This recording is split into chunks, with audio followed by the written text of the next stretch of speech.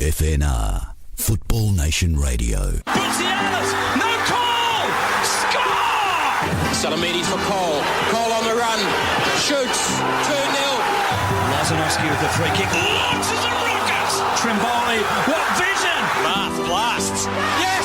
That's it! Miljevic. Beautiful ball! Here's Bozanic. They haven't! They might have won it!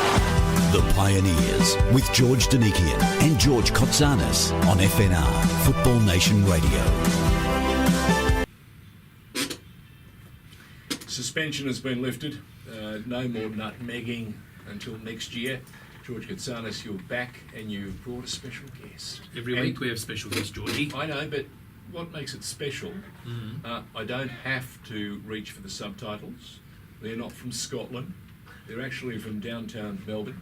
Western suburbs. Should have known. You went and found another local boy. Is that right? There's nothing wrong with that. Well, okay. But this one... Who played for Heidelberg? Mate, he's played for 100 million clubs. He's played for How many Green times Gully. have I told you not to exaggerate? Yeah, okay. Played for Albion, played for Parramatta Melita Eagles, Ooh, and won a title with them. Thank you very much. Played for the Knights when they were a powerhouse. Super team. Played for Sturm Graz in Austria. Easy for you to say. I don't know about that. I want to know how he pronounces the team from Belgium. Lies. Yeah, yes. Norrköping in Sweden. Yeah. Sverige. Norrköping. There you go. Norrköping. I've been getting some Swedish lessons in the green room. Sydney Olympic, Marconi Stallions, Kingston City, Melbourne Knights, Werribee City, Point Cook Jets.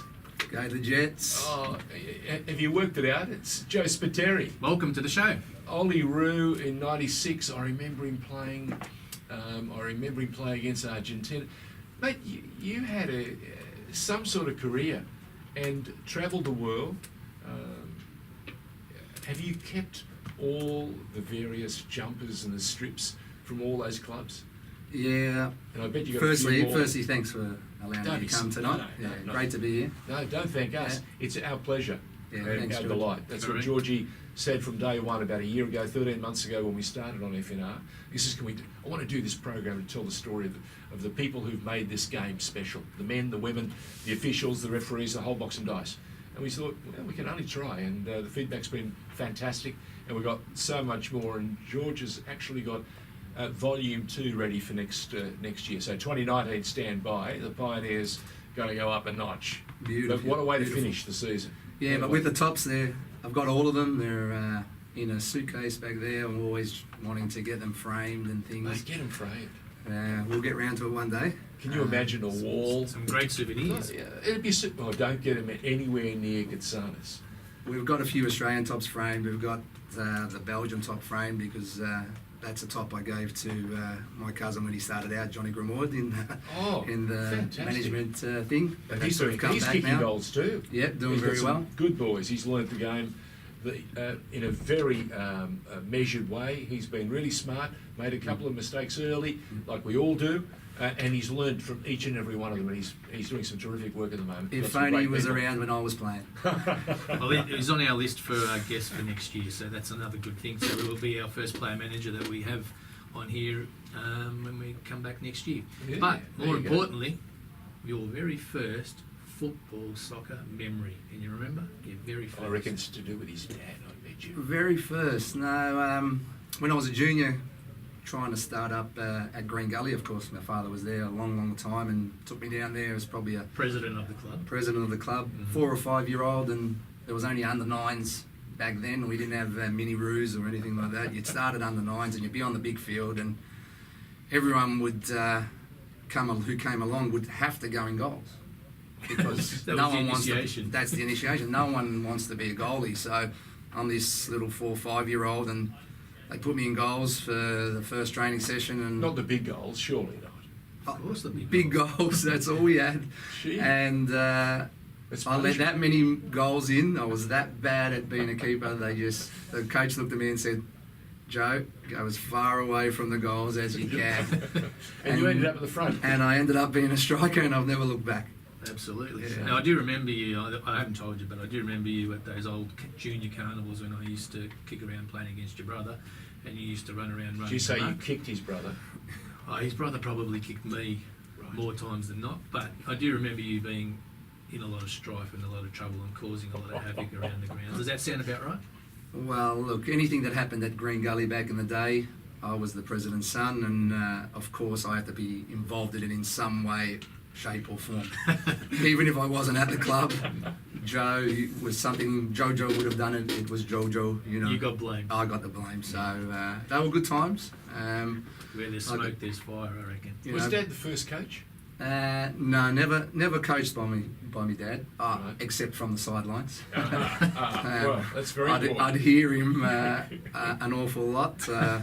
You know, there'd be times where, you know, especially when we sort of got to the senior level, that he'd be screaming and shouting, and players would come up and go, "Who's that old guy? You know, behind the goals? You know, he must be a great supporter for the other team." And I go, "He's not a supporter for the other team. He's my father.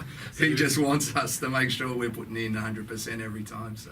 I'd heard stories of that. A couple of Albion boys I spoke to recently could recall a couple of occasions at Selwyn Park when you and your dad might have went toe-to-toe at half-time as you were walking in and out. No one was safe. From either of you? No one was safe. Like I said, he was the hardest home team supporter you're ever likely to see. You know, you'd hear it many a time. "Get out of first gear! Come on, Spiteri! What are you doing?" It's called you Spiteri. Yeah, that's what he'd say. Fair enough. So, Green Gully was the home, and obviously a big part of the family's history, and obviously Yeah. your dad played a big part, especially through the NSL era. Yeah. Right, he was huge in not only the pre-NSL when Green Gully were the power club of Victorian football. They won everything over and over. Everything and in the over 80s, again. yeah. All right. So obviously you started there, but you found your way, for whatever reason, moving over to Heidelberg at around age 16, 17, play some youth team football. Yep. Now, were you getting paid in the youth team there? We got a small. I probably was on $50, I think, back then. Small. That's That's plenty. That's Yeah, pretty about good $50 money. probably. What, for a 16-year-old? Yeah, 16, 17, Whoa. $50 a match. Not much. You know, But it was something to pay for your petrol, George. I was coming from St Albans to Heidelberg, so it was a little bit. Yeah, that's Mate, sun dry. little Paying bit for his hard, travel yeah. card, but Yeah, you know. like all Greek clubs, we all know that's not a one-term or long-term plan, is it? No. Getting paid? Yeah, no. Usually no. about halfway it starts to dry up. Yeah, no, it didn't last. Halfway through, there was just no more money, and no one was getting paid anymore, and that was probably the time where I sort of said, "Well, I'm not getting a chance to get a start in the senior team. I'll make my way over to Albion, back to the Victorian Premier League, and you know, had a good season down there, and you know, scored lots of goals, and As an out-and-out striker? Or Yeah. did you play Always the as a- edges? always as a striker, you know, played, you know, lefts and rights, but you know, it all depended on who I was playing up front against. But most of the time, just as an out-and-out striker, yeah, maybe a twin striker, that play. So yeah, as an out-and-out striker, you know, ended up being top goal scorer that year for Albion, and the last coach that I was there was Cherdo Chekovic. Before you get to that last coach, one of your early coaches, Jimmy Campbell, who was on here recently, had the shortest coaching career of all time. I think 10 matches at Albion, and that was he retired from coaching after that. Ouch. Now, he didn't say it on air, but off air he blames you for killing his coaching career. Is that close? Look, I can't recall the exact things, but I know for when he was the coach, we weren't doing very well. So there wasn't a lot of goals He going blames in. you blame him. It's interesting you're talking about this because there's a guy in the Socceroos squad, his name's McLaren, potentially capable of doing a whole bunch of things, but he's not getting them in the back of the net. The net's not bulging. Not for Australia. What advice would you give a young guy like that who's making his way to get just that little thing that he needs?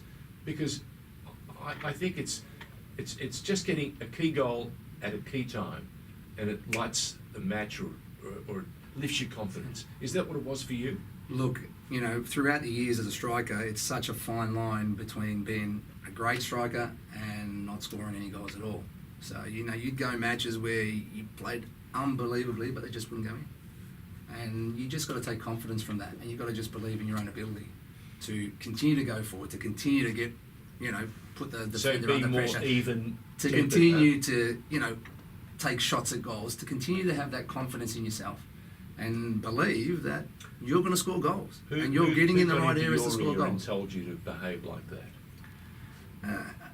There was no one really in particular that sort of pinpointed that. It was just something just something that, as a striker, you knew, you sort of understood. You sort of got to a point where you say, geez, it's going to come, and players would tell you, the senior players would say, just don't worry about it, you're playing well, it's going to come. So you've got to keep that belief in yourself. So the goals came at Albion, and were they directly the reason why you ended up at Parramatta, Melita Eagles, or not? Well, that's right. I had a great season at Albion. I ended up top goal scorer there. Jurdo Cekovic was a good mate of Rally Ratic, and they spoke. Kept his eyes open. That's right. They spoke about me, and he advised Rally to come and watch me play. Again, must have had a good game, and they offered me a contract to go up there. At the time I was in school, and I was a Melbourne boy, and I'm still living at home, and I thought, I'm doing a university degree. I said, this is what I want. I want to play the highest level within Australia, and let's do it. So moved up there, left everything behind, put school on hold. I was doing a Bachelor of Business in computing back then at Victoria Uni, and just said, all right, let's go. Ended up living with the team manager up there. And where were you living? What suburb? At the start, I was in. Because the club was based in Parramatta. Yeah, I was in Redfern or something like that. Oh, wow. That's where the team manager was. In a city. And that didn't last too long. But then we had family friends over there that lived in Padstow South, or Padstow Heights. Made it easier for you. Yeah, so it was a little bit more comfortable there. They treated me so well. They're like my second family, and it just made it easy to. You had a great time. To enjoy, and had a great season. I was telling George off air that the things changed, that I could get into the Olympic team, because I missed out on all the Australian teams and going to the AIS and being a part of the players that I grew up with, because at that time the criteria to get into those things had changed. Where I was playing with the Kevin Muskets, the Mark Vidukas, but at school I was always in a year higher than them. So they were always in an age group lower than me at school, but we played in the same age group in soccer, because that's how it worked. So was Kevin as relaxed and not affected as a kid as he became later? Look, Kevin was a great player. We grew up together. We played at Green Gully together throughout our whole juniors. We'd go and sleep at each other's houses and things like that. And it was a real hard thing for me at that time, at about 15, when they all went to the AIS, that I went to the selections and they said, you could come in, but we've changed the rules now, and you're 2 months too old. Wow. So I missed out on all the AIS. I missed out on the young Socceroos. I missed out on all those things, but luckily for me then... You got the Olympics. When the Olympics came around, they changed the dates back, which I then became a part of those group again. But I so-called did it the hard way. I went through, the Albions, went through Parramatta, had those good seasons there, just kept at it and thought, look, if it's meant to be, it's meant to be. And luckily for me, I got part of the Olympic squad, and we did very well at the Olympics, and, from there, opened up the doors to Europe. While you're at Parramatta, you got to play with one of those special guys, the guys that everyone loves to talk about, whether it's retro, whether it's memories, whether it's just that he was crazy. He was a very decent player, Marshall Soper. He played alongside him. Now, tell us off air, on air, and how did he help you in any capacity as a player? Look, keep your arms down too, by the way. To go to Parramatta and then have that calibre of striker there was a great learning experience for me. He was just a raw talent, unbelievable talent. Just knew where the goals were, knew things came naturally to him. He could sniff it. It was a little bit daunting for me though, because things don't come naturally to me. I really work hard. I put in hard, and to Marshall, he was the type of guy, he wouldn't put in that hard in training. He'd always be just, he'd always... laconic, wasn't he? Yeah, he was just always relaxed and always, never do too hard a stretch. You know, he used to make me get on my knees when he used to do the hamstring stretch because he never wanted to lift his leg that high. His biggest stretch was stretching his arm, That's waving right. it around after he scored. So you'd He hear ran past you and I've scored another goal. Thank you very much. and everyone be telling you got to prepare, you got to do your stretches, you got to do this and that. And for Marshall, he did nothing, and not nothing, but he did none of that, which was so-called being taught to you. But he'd just perform week in, week out, and he'd find the net, and he'd never get it, he'd never be injured, and you'd think, how does he do it? He was just a natural, and it helped me in good and bad ways, just to see how this player was, and it was a great start for me. Personally, as a Great bloke. Yeah, great bloke. As a new boy back in the day, if you're a young player, you're always getting hammered by everyone. Yeah, especially away from home. Yeah, you're not allowed on the massage bench. You're not allowed to. back in the queue. Yeah, you're not allowed to sort of be overconfident. They'll bring you down. And your coach kept reminding you of certain responsibilities. Yeah, look, Rally was. Tell us about him. What made him special? What made him different? Well, Rally, he, of course, understood the game, knows the game unbelievably, and he just would communicate it very well.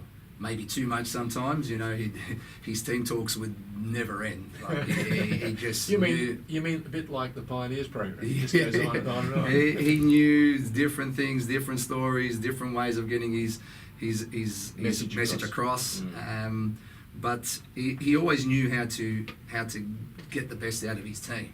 We'd be upset, oh, come on, Rally, let's just go out and play, let's just go out and train. We'd talk before training, we'd talk after training. We just want to play as a young player. But, you take all that experience in and you don't realise how much then you use that later and actually on the playing field. So he was unbelievable. Did you have Frank Garrock at any time? No. He was always opposed. Yeah. Would have been another test. He was always on the opposing team. Can you imagine going from Rally Rasic to Frank Garrock? You'd be like, your head would be gone. Both brilliant, both different. He'd always get you into line. If you're ever doing something, he'd always say, look, Spiteri, you can't piss against the wind. You can't do it. You'll get wet. You'll get wet. He always told me that, and I keep that saying to this day. If anyone's not doing the right thing, you just can't do it.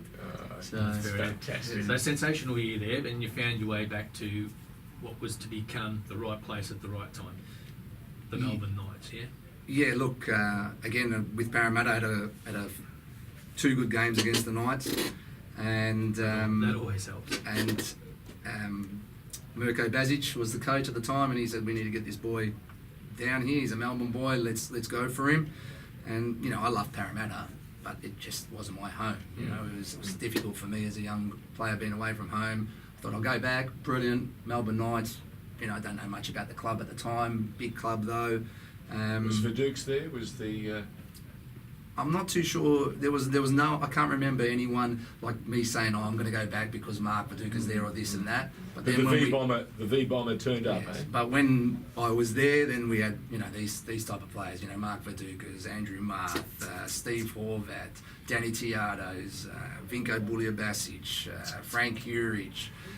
Just the list just kept going on and on. Tell us about Horvat, because he's just he just had the biggest free kick you could get. He's part of the new consortium for the Western Melbourne group, and they're going to admit a team now that's their team. They've yet to name it. What was he like as a player? Of course, a Socceroo. What was he like? All class? Yeah, look, just solid at the back. No mistakes. He just controlled things. Mate, if you were Frank Juric and you had him in front of you, tough. You were very happy. Do you know what I mean? He was just controlling at the back. Not loud or obnoxious or like a normal back man and swearing. Just calm, controlled, do the job. Vinko, just running up, down, up, down, up, down. If you see him today, it looks like he could still run up and down. He still looks super fit. Oh, there's a few of them they there. Like a greyhound, don't Josip Biskic, if you see him Biskic. today, he still outrun most players. Out there. He can still play. Yeah, it's unbelievable because we've had a few Melbourne Knights champions, all the players catch ups and that, and You know, he's still playing, and you think, clean them up. it's just, it's crazy. You know, and there's a few of them that have blown out. You know, you've got the Andrew Marths and Frank Urich's that have all blown up. And, I wouldn't say things like that about Andrew. yeah, well, You might. you know. No, I wouldn't dare. No, well, back in the day, I wouldn't. It was definitely you have to keep your sort of I distance from remember Andrew. him. I remember him. Combative, really tough. And they make champions. Captain courageous. He'd never pull out of a tackle, No. you know, and he'd never pull out of anything basically. But an unbelievable talent. You know, you think, oh, you know, Andrew Marth is just gonna, you know, meat axe or a butcher. But if you saw some of the things he did on the field, you'd think, oh, God, he's got everything. Then he already is. He's a animal. He's a meat axe. But look at his skill. It's unbelievable. We were recording something for a documentary one day, and he was coaching the Knights, and something didn't quite happen, and he's hit his hand on the perspex wall there on the what was the coach's area, and it frightened the hell out of my editor who was editing. I went, oh my God. I said, can't hurt you from here. But he was a terrific talent, and famous memories. The team back then, like I said, the amount of talent that was in it, and I was speaking to George, even with the Olympic team, like, you know. Take us through. What was the Olympic team? Remind us. Well, we, you know, from the Knights, we had myself, Mark Viduka, Danny Tiatto, Vinko Buljubasic, and who else did we have from the Knights back then? Who was the goalkeeper of the Olympic Frank team? Urich was in there. Okay. He was Urich our and goal, Bolton yeah. were the keepers. Yeah. So then- Craig Moore, Babbage. And then you've had the Sydney United boys. You know, the Croatian boys were just, the Croatian teams were unbelievable. Then you had, you know, half the City United boys were the other half of the Olympic team. And then you had a few, you know, just coming from, so from two teams, they pretty much made up the squad, the Olympic squad. So the two unbelievable powerhouses, but of course we just won everything. And the reason why we did is we were great talents, but we were a great team too. We went out together, you know, we drank together, we ate together, you know, whatever we did, when you're out, we were a team. There was no individual there. And I think Andrew Marth, to his credit, he kept that team together, you know, and made players. Like if you didn't want to go out, Field leader as yeah, well. if you did not want to go, you had to come out. If you did not want to stay, you had to stay. You know what I mean? And if any of the young boys were, you know, overconfident, he'd make sure, yeah, just tone it down a little bit. You know, you're good, but you know, keep it within reason. earn your Yeah, stripes. yeah, and not just by words. Yeah. Of course, you know, you don't want to get on his wrong side. He'll end up chasing you, and So Well, he had, nutmegs, he is had, that a, right? he No had a nutmegs. stare that could kill. Yeah. Oh, I yes. think he's still got a stare that could so, kill. you know, I when I look back at it, I go, we were like the biggest pub team ever, but we were a professional team, but we were just always doing things together. So on the field, if anything happened, you know, if someone got hit or something, the whole team would just go nuts, like because we were like brothers. You know, we respected each other that much. We don't have that these days. I don't That's see that actually a these days. fabulous point that you made. We have this band of brothers, or you did. That was the Olympic squad of 96 that played at Atlanta. That would have been a special time. Did you feel enormous pride? What did Dad think of when he heard you were an Ollie Roo? Oh, look, Did he stop shouting? No, look, my father was, you know, my greatest mentor, my number one fan, and my number one critic. You know, kept me online, and you know, when making the Olympic team, there wasn't a newspaper, a radio interview, a TV interview that wasn't taped, that wasn't got, that wasn't, you know. He was a proud dad. Proud dad, of course. He was very proud. I'm sure he wouldn't let you get, you know, too ahead of yourself. He'd keep it under wraps, but. Yeah, he was very proud, and we were all. I was ecstatic, you know, to be part of the Olympic squad. Missing out for so long to then be a part of the Australian Olympic squad, and then to go on and be part of the Australian squad was, you know, a dream for me as being, you know, a soccer player from, you know, way back. Great showroom, the Olympic Games. Did that give you a chance to be spotted by some of the clubs that would come after you after those tournaments finished? Before and after, eh? Yeah, so as I was saying previously, with the Olympics, we used to have tournaments. We went away to Malaysia. We had tournaments, you know, playing against Flamengo Brazil, Leeds, you know, all these big clubs. we had West Ham come down under and play against us, and in that West Ham competition I did really, really well. Harry Redknapp was the coach back then, and I actually had an opportunity to sign a contract for them from these Olympic team games before the Olympics. But hammer. Yeah, and they were in the top flight back then. And we have a young on-air announcer named Athos Sirianos. He's the biggest Hammer fan on the planet. If he was here tonight, he'd be on his knees, basically genuflecting. Yeah, so I had that opportunity, but back in that day, I was only an Olympic team player. I think, made 1 or 2 appearances for the Socceroos. So you needed more caps to get. And I didn't have the caps, and we couldn't get it. And I was a dual citizen. I had Maltese passport, but they weren't in Europe. And you needed to all these rules. You needed to be paid so much. They weren't in Europe then. Yeah. And now they don't want to be in Europe now.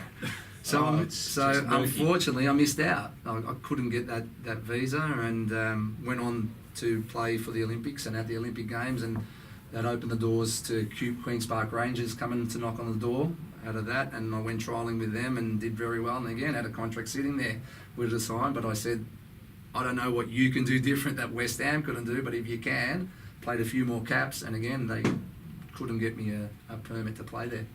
So 2 big clubs in England, which who knows what might have happened if I became a part of them, but didn't end up happening, and sought the help of Graham Arnold at the time in the Australian team, and said, look, well, can't get in, can you help me, can you put me on to someone, an agent or someone that can get me to Europe, because that's my dream. I want to play at the highest level, I want to play in Europe. And he put me onto an agency in the Netherlands called Top Sport Management. The agent's name was Tom Poldner out of Belgium, and through the roundabout way I got over to Sturm Graz.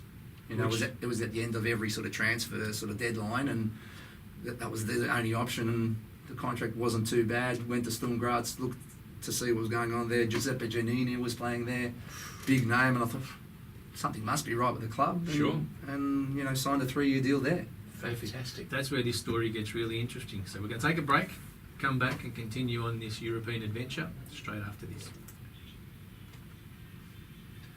Welcome back to the Pioneers, the final show for 2018. You're with G1 and G2 and our special guest Joe Spiteri, and we're just getting over to the exciting bit and to the murky world of European transfers, which I can't wait to get into. So we're at Sturm Graz.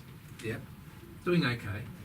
Yeah, not bad. Went to Sturm Graz as an Olympic team player, Australian team player, started to play for Australia, and signed as an Australian player and doing fairly well.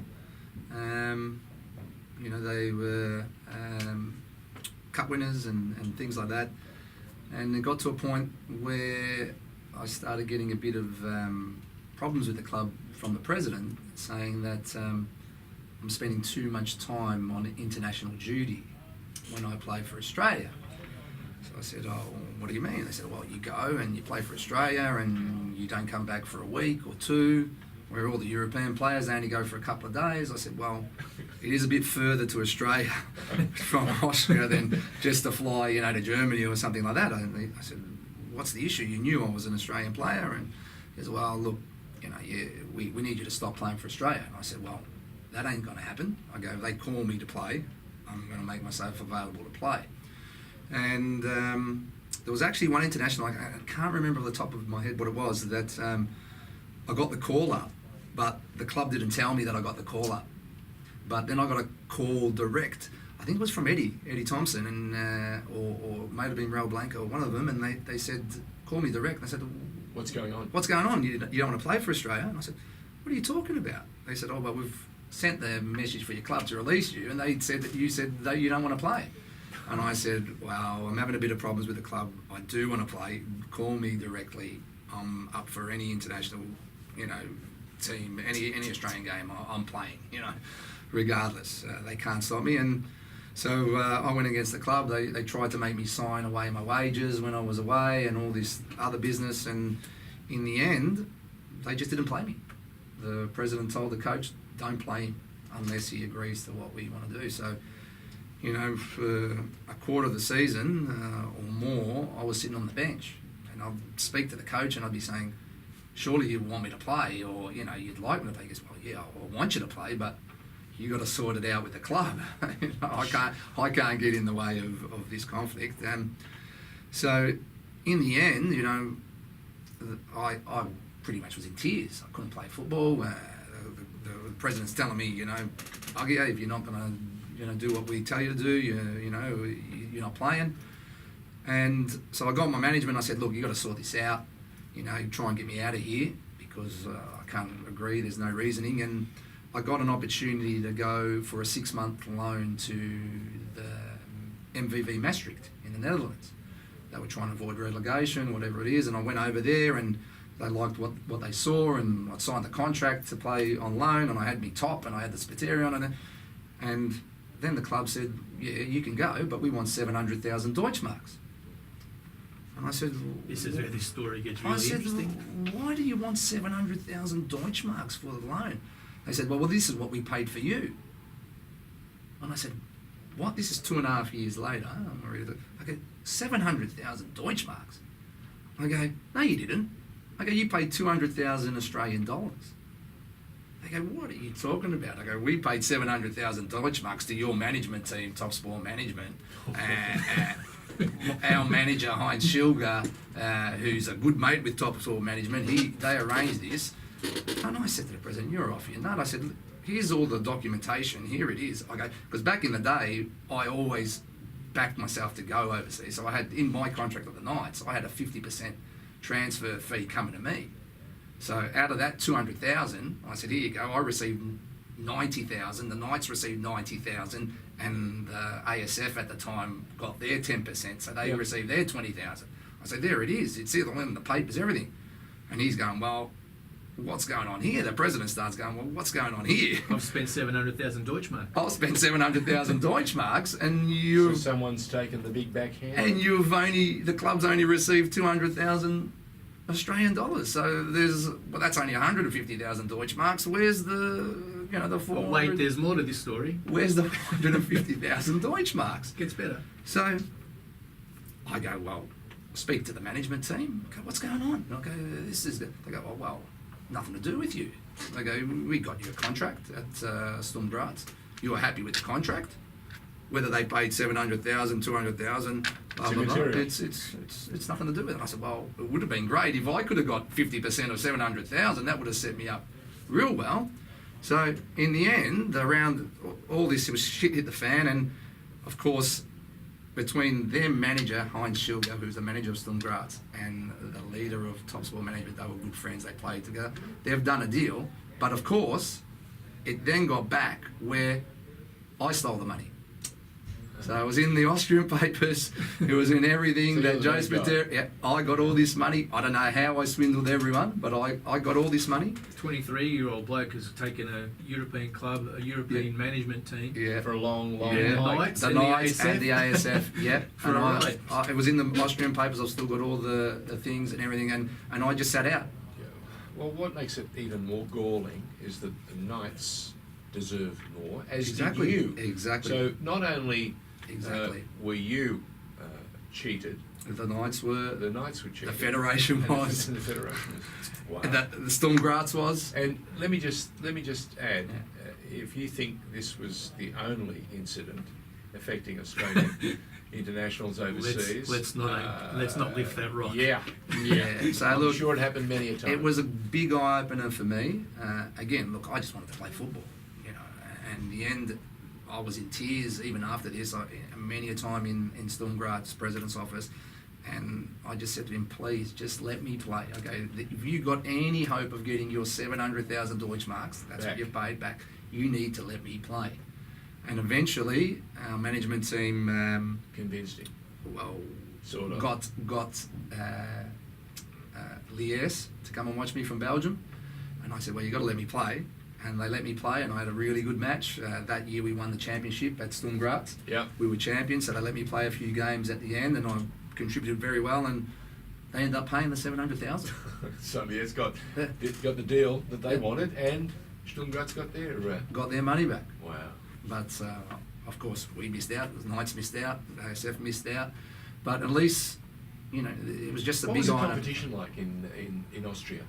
Where would you have put their standard of play? Look, it was a 10 team league. We used to play each other 3 or 4 times, I think. Which is what happens in the A-League at the moment. Yeah, so it's similar to that level, similar to the A-League level. Or the old NSL level? Yeah, it was a similar level. Okay. Look, it was a little bit higher. You know, the professionalism was a bit more over there. You know, the training, we were trained twice a day, every day. Internationals that were playing. Yeah, you know, bigger books. You know, better facilities. Better. Yeah. So it was a bit high level, but crowds. So. You know, when we played the big teams, Rapid Viennas and that, there would be big crowds. Graz had a small stadium, about 10,000, 15,000, not even, maybe 10,000. What was the atmosphere like? It was really just on top of you. Unbelievable, the old Graz Stadium. Then they built, on my last season there, the Arnold Schwarzenegger Stadium. So that was a nice 15, the 20... Arnold Schwarzenegger Stadium. I'll be back. 15, 20,000 stadium, and that was another good one. A bit like Amy Park, you know, right on top of you. You know, great atmosphere, great, you know, just great place to play soccer. You know, it's just really good. Belgium then lifted it up a notch. Yeah. So it just Eddie became... Krejcic, who I know very well, said to me that Belgian football and the standard, quite The surprising. level was very quick, a lot of emphasis. Lot of skillful? The skill level, not really sort of, No? you know, high, Okay. but just Okay. the professionalism and the fitness level. Sure. Made the players like really sharp, really high. Intensity levels. Yeah, the intensity was up, and the training regime was like unbelievable. Twice a day, every day. You know, weigh every day. You know, we're talking about 15, nearly 20 years ago. You know, watches on, heart rate monitors, blood taken. You know, everyone had a specific heart rate they needed to train at. If you weren't reaching that heart rate, your watch would start beeping, beep, beep, beep, beep, and you know you had to do doggies while the coach was talking because you couldn't stand still if you hadn't. If your weight was too high, they'd put your heart rate monitor up, so you were constantly on the go. So there was no stopping because your watch would start beeping again. So and then they'd make you do stuff outside where you had to put your watch in because you couldn't hide. There was no hiding. Gee. So you were in fear. It was a bit overwhelming. You know, you were in constant fear every day. You know, if you went out the night before, you had a big meal or you had a few drinks. You know, the next day you'd be on the toilet. You know, trying to push one out. You know, just in case You weren't jockeys, you were footballers. It was just. So that was pretty intense in itself. That was intense Yeah. for back then. That was real intense, and it was so What years are we scientifically. talking about? This is, you know, early 2000s. Well, that's the same sort of tyranny or shock that Arsene Wenger basically introduced to the then English Premier League at Arsenal. And they were shaken. He said no more fish and chips, and there'll be none of this and none of that, and changed the entire routine. The English players, you know, took them an eternity to get round it, but the European players fit it in without a problem. Yeah, look, it was again a big eye opener for me, and you know they were paying you so-called, you know, your contract and good money, and they gave you everything. They had everything for you. You know, doctors were there, podiatrists were there. You know, physios, whatever you needed was there. You had to do the right thing, and you had to put in. If they wanted your weight to be a certain weight, you had to make sure it's a certain weight. If they wanted you to, you know, train to a certain level, they made sure you trained to a certain level. They knew exactly what they wanted out of each specific player. But it didn't go too well, did it? Look, due to bad luck. yeah, again, started there, had a really great first season. You know, we did well. The club won the. Oh no, this was after that. So they did very well. Second season came on and was training one day, and I went to go around the player and pushed off my left side and just felt pain and went and had scans, and I had a stress fracture of the 5th metatarsal in my foot, and I've gone, oh, okay, you know, what does that mean? And they said, look, you know, we're going to have to operate. And I said, look, I'd rather go home. I'm with the Australian team. They've got the best doctors, you know, there we go. And they said, look, we can't let you to go home. You know, you're not insured home. We've got the best doctors here in Belgium. We'll let them look at you. So we go, I said, all right, let's see what they have to say. So we go there and they say, all right, we've got a brand new special operation technique that we use for these stretch fractures. I said, oh, okay. What's that? And they said, oh, look, well, at the moment you've got one big stress fracture on your 5th metatarsal, Okay, on your left foot. So what we're going to do is we're going to cut that out. We're going to turn it around. We're going to put it back in. We're going to take a bone graft from your hip, and we're going to fill those cracks with your bone graft. And instead of having one big crack, you're going to only have 3 small cracks, and that's going to heal unbelievably, and it's going to heal stronger than what it was before. And I said, how can I argue with that? It sounded pretty convincing, but if those people are listening anywhere around the world have just fallen off their chairs, you probably were right to fall off your chair. So I did this operation in Belgium, best hospitals, best thing, they looked after you. But they said 3 months, you'll be back on the park playing again. It took me probably 9 months, but it just never healed properly. It just was painful. I was doing, so much, and when you're injured, you're training harder than what you are actually when you're actually playing, and doing all this work. And it took me about 9 months to the end of the next season to get back in. And I got back into the side. It started feeling pretty good, and we won the cup, the Belgium Cup. Played in the Belgium Cup, scored in the Belgium Cup. I set up goals, did really well. I go, here we go, we're back in it. Started doing really well, started scoring goals again. We got into Europe from winning the Belgium Cup, played, against Bordeaux and then in UEFA Cups and that, and it was going really well. And I think it was about a quarter or halfway through the next season, and a corner came across, and I was being heavily marked, and I had me back to goal, and I went to sort of give it a volley and sort of try and volley it in. And as I was doing that, the defender was like pulling me down onto the injured side, and he had his body weight and my body weight on it. And as I turned, I just felt it again. I've gone, oh, what's going on? Same spot, same area. I've gone, oh, this is not good.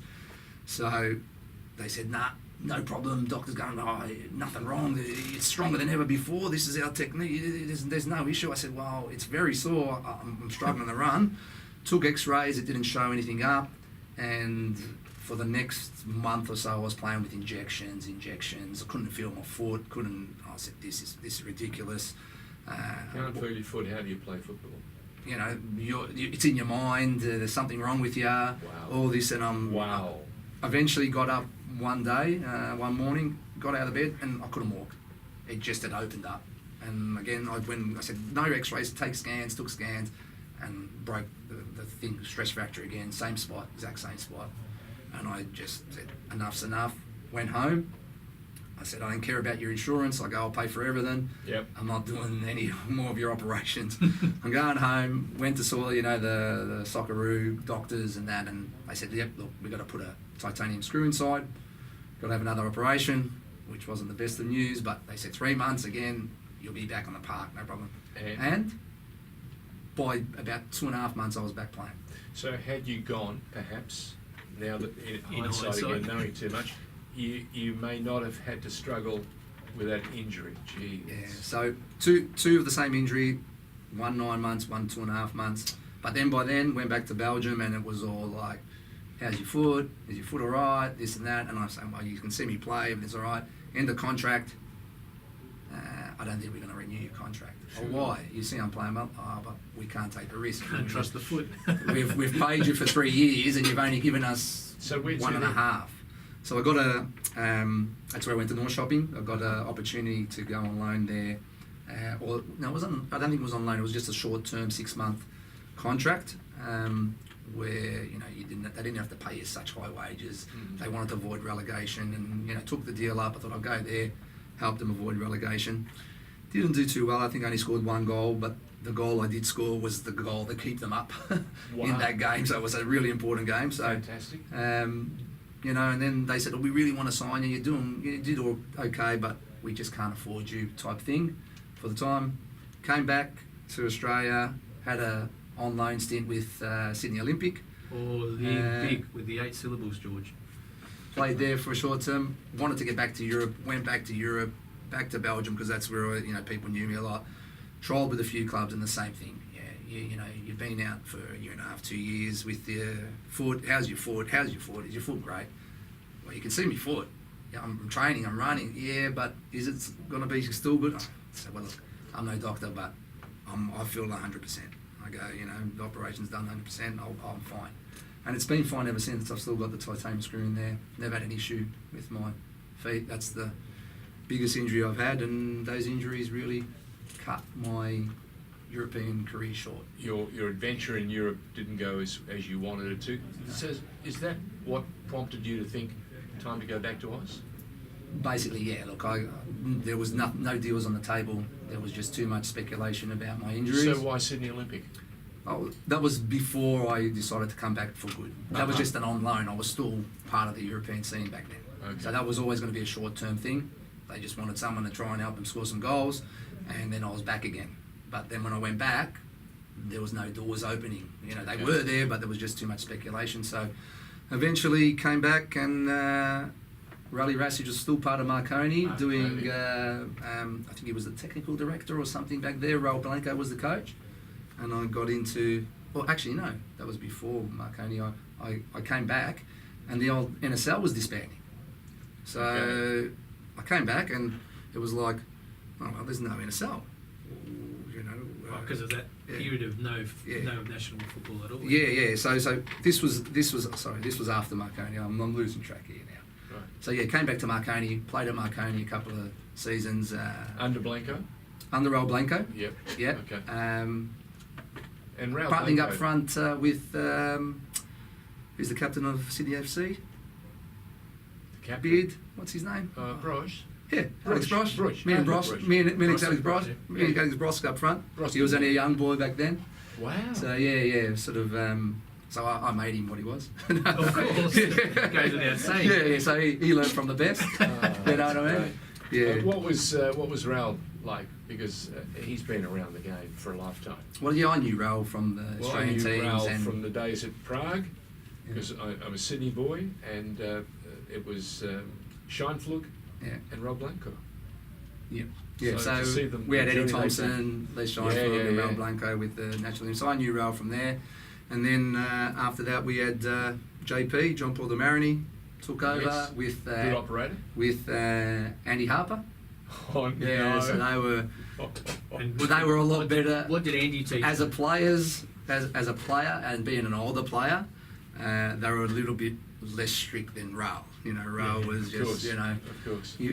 Raul was, you know, Old school. oh, yeah. unapproachable. He was approachable, but as a player was, you know. But then JP and Andy Harper, they were like your teammates. Yeah.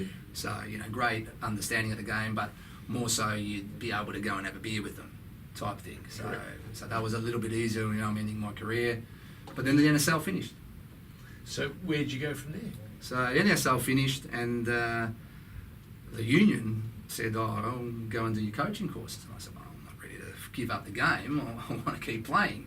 So at the time the NSL finished, the Victorian Premier League was still going. Okay. So I said, "Oh, go and play So for the someone in Victorian- the VPL, Yeah, I'll go play for the VPL while they sort whatever's going on." I was still in my early 30s. Yep. Still thought I could, you know, have a lot to give. Yep. But the ruling was, at this time, no NSL player can sign at this time for the VPL clubs, because apparently VPL clubs would go and poach NSL players, you know, to go and play. So no NSL player could go down and play for a VPL club.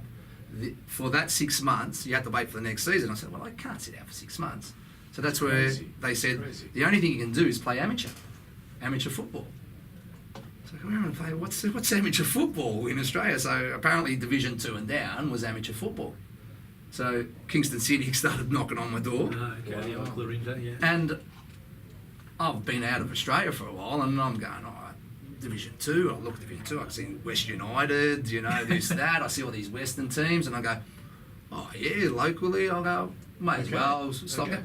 But little did I realise there was 2 Division 2s. There's a southeast and a northwest, right? So I'm going to Kingston City. I go and sign a contract. They're on an hour away from. I'm living in St Albans and Gee. Point Cook then, and then I'm driving an hour and I'm going, who are you playing? We're playing Diamond Creeks. We're playing, you know, Morwells and this and all these other different. It's cheaper to fly to Europe.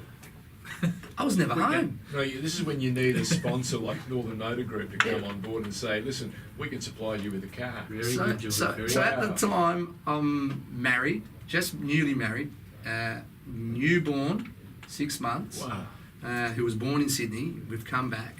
we're just starting to build a house in Point Cook, and You're playing amateur football. and I'm playing amateur football in Kingston, which is taking me over an hour to get there and back.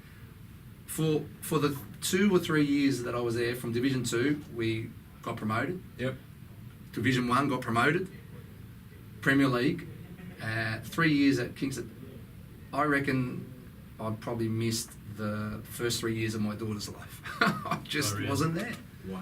Because eventually I got a job over there. The club helped me out with a job. John Grezos became the president over there after Pano Margaritas. Yes, Panos, that's right. Great man, both great men, always helped me out. I was building a house. Pano, great man today. With all the marble. Lots of marble in my house back then, very good. It probably looks like the Parthenon in return. I wanted to put a marble statue of Pano there at the front. Thank you, Pano. That marble driveway probably one step too far. Bit slippery when it's wet. Yeah, so and then. So when did the coaching start? Yeah, well, look, in Europe, through the European, they always had their own academies. So I always used to help out back then. When I came back from Europe, so there was, when I was in Sydney, I did a lot of coaching with the NSL and the New South Wales Federation. They always used to have programs where I'd go out to schools and do coaching. They've been proactive. Yeah, do that. Years, and then when I came back to Victoria, the same through the VSF. Used to do a lot of work with them. Then when I was playing at Kingston, like I said, I got a job through the club. Doing real estate. Didn't know what I wanted to do. Got my real estate's license. I was selling land for John Grezza. We had landmark homes going on. Was doing that. Then after the Kingston era, went to the Knights. Got a job doing labour hire.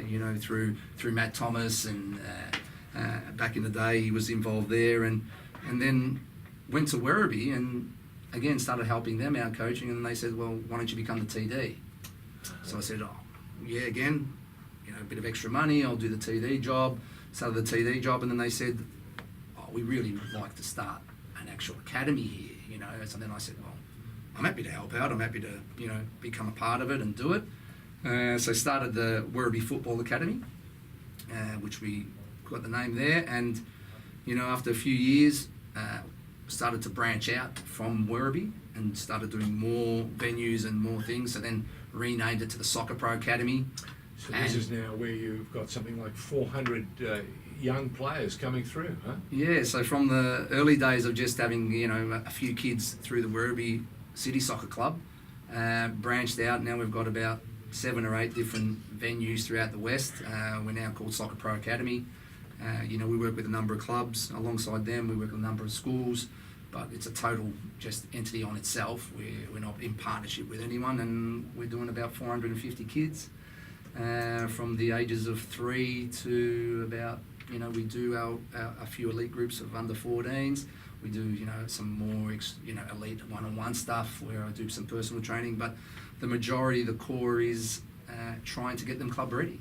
So we do under 5s, under 8s, under 12s, and we take whoever wants to play the game, get them enjoying the game, getting them wanting to play soccer.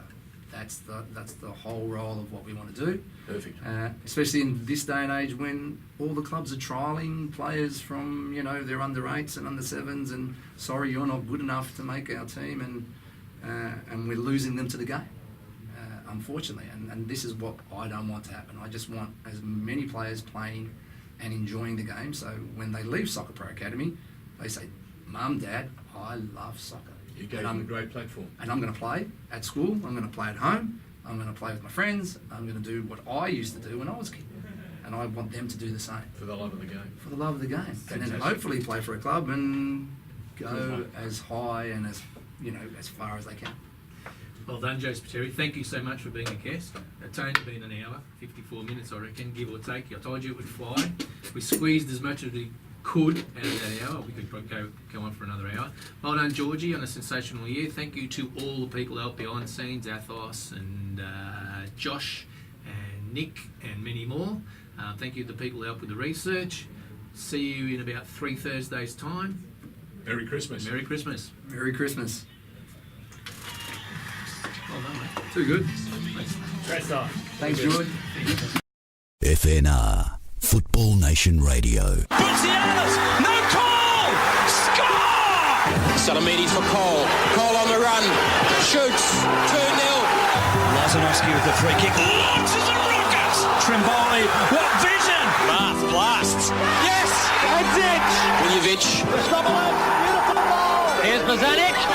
They haven't! They might have won it! The Pioneers with George Danikian and George Kotzanis on FNR, Football Nation Radio.